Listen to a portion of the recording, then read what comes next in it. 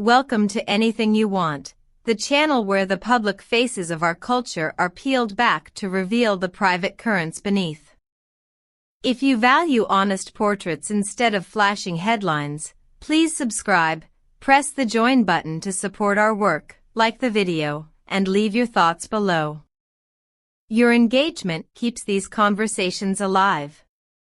For the first time since the storm that followed her separation, Cemre Arda offered a candid account of the fear she carries, not a fear of loving, per se, but a dread of renewing vows that might again shatter the fragile mosaic of her life. In a voice that wavered between defiance and fatigue, she explained that she no longer trusts the idea of a promise that claims permanence. "I emptied myself once," she said in a tone that suggested exhaustion more than accusation. "When it cracked, I lost the shape of who I thought I had become." That admission traveled quickly through the city, not as a scandal but as a portrait of a wound that keeps reopening. This is not a refusal of affection. It is an accounting of what remains after a bond ruptures and the slow work of reassembly begins. Friends describe an interval when she adhered to the rituals expected of public life: precise smiles for photographers, measured replies at charity nights, while privately negotiating the laborious process of retrieving herself from a relationship's debris. Her domestic space, once a small museum of ordinary intimacies, gathered objects that acted as markers of absence, folded notes that weren't read, slippers left in pairs that no longer belonged to two, frames whose images she avoided because the sight of them initiated a collapse of composure. Gökberk Yıldırım's reaction has been marked by an absence of spectacle and a surplus of persistence. Instead of rallying arguments or performing grand gestures in public to force a resolution, he has cultivated an ethic of quiet reliability. When she once wept in the hush of an unlit room, he reportedly said, "I do not need paper to know what home is. If one day you want to be married again, we will do it. If not, I will still be here." His words were not a solution, they were a shelter that both helped and complicated the work of healing. For Cemre, the question that remained was no longer whether she loved him, but how she could accept a love that required her to risk herself anew. What makes this predicament especially poignant is that the invitation to trust was not accompanied by the familiar trappings of reassurance.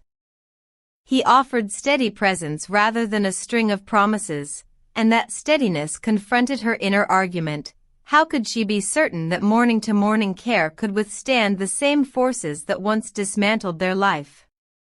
The dilemma moved beyond public conjecture and into the quiet architecture of their daily routines.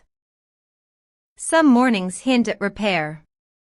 There are small recoveries, a brief laugh shared over a burnt piece of toast, the warm chaos of a child reaching for both parents at once, the domestic choreography of nap times and bottle feeds that seems, in its ordinariness, to sew new seams.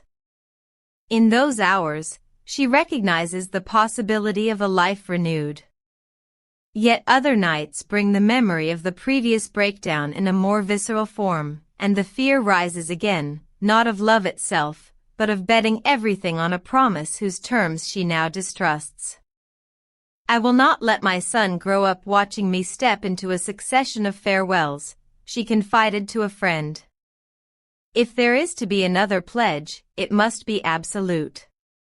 That calculus is part maternal instinct, part self-preservation. The couple's story, when stripped of tabloids' appetite for spectacle, unfolds in acts of ordinary devotion. Gökberk's gestures are not designed for the column inches. He arrives early to prepare coffee, covers a sleeping child's tiny feet, takes a lost evening for diaper changes while she rests. On countless small occasions he demonstrates care the way a builder lays bricks, unnoticed at first, but in time forming a structure. A neighbor recounted a dawn when the house was dense with quiet. Cemre sat under the weak light of an exhausted bulb, fingers clasped around a teacup gone cold. Gökberk moved to the adjacent room, took the infant, and without any dramatic announcement fulfilled a parenting task. She watched, and in that watching something tempered inside her, a faint inclination to trust. Public discourse has often tried to compress these matters into opposites. She is accused of withholding sincerity, he is praised for magnanimity. The truth defies such reduction. Friends insist that affection persists. They point to inside jokes that continue to surface in private, to moments of tenderness that reclaim space in the household, and to laughter that breaks through in the most unlikely hours. But trauma reshapes how both approach the future. Decisions that previously might have been made in the rash momentum of love must now pass through a more deliberate, sober lens. Rumors have already taken flight in the gossip cycle. Some claim that he has retained the original ring as an artifact of intention rather than memory. Others whisper that there is a plan for a low-key proposal, one absent of press and pomp and intended only for their presence. One close source summarized his stance succinctly: he would rather wait a decade than insist upon something she does not truly consent to. In a cultural moment where immediacy is prized, such willingness to abide by time's invitation feels almost anachronistic. There is a scene that captures the tenor of their days without needing melodrama. No lights, no photographers, only the house's soft hum. Cemre, hair tied back without fanfare, with the faint bruise of exhaustion beneath her eyes, sits. Gökberk, 2 rooms away, tends to the child's hunger. He pauses, turns, and offers without words to continue the care. She watches him walk away, and in that minimal exchange something like relief rises, delicate and careful. It is not redemption, it is a signpost that a different kind of love, quieter, less declarative, more functional, remains possible. We want to hear from you. Do you think a person can reclaim their sense of self after a major relationship fracture? Would you accept a love founded on consistency and service rather than ceremony and spectacle? Share your perspective in the comments below, and while you're there, please click subscribe to anything you want, hit join if you want exclusive content, and like this video to support nuanced storytelling. Your voice matters to us. It shapes what we cover next. This is not a tale with a fixed ending. It is a process, a rehearsal for a future that may or may not contain an altar. What seems indisputable is that both people are learning a new language of fidelity, patience, presence, and repetition. They are asking whether love can indeed be salvaged through steady, mundane attentions rather than through spectacular declarations. That question will not be answered overnight, and perhaps the mystery of it, the waiting, the tests, the small mercies, is where the real narrative now resides. In the quiet of a morning kitchen, the smallness of ordinary care reveals a luminous fact: love, when stripped of ceremony, can still be a form of endurance. Cemre watched, felt less alone than she had in months, and let herself hope in the smallest measure.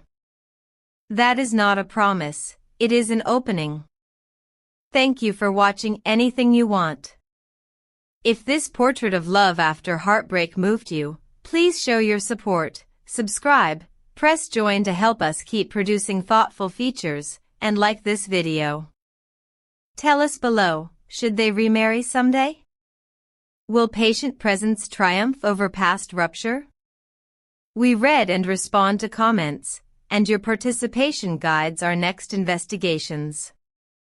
Until our next story, carry compassion with you and remember that healing rarely arrives in grand gestures. More often, it arrives in the smallest acts repeated until they hold.